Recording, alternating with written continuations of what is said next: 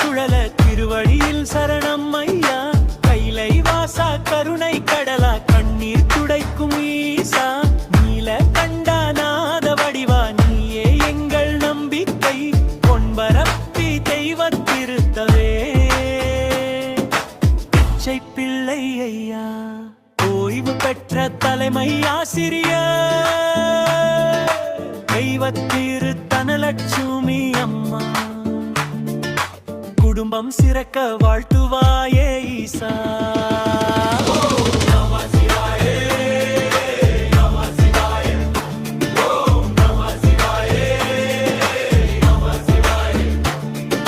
அருளால் வாழ்வு ஒளி பெருமே.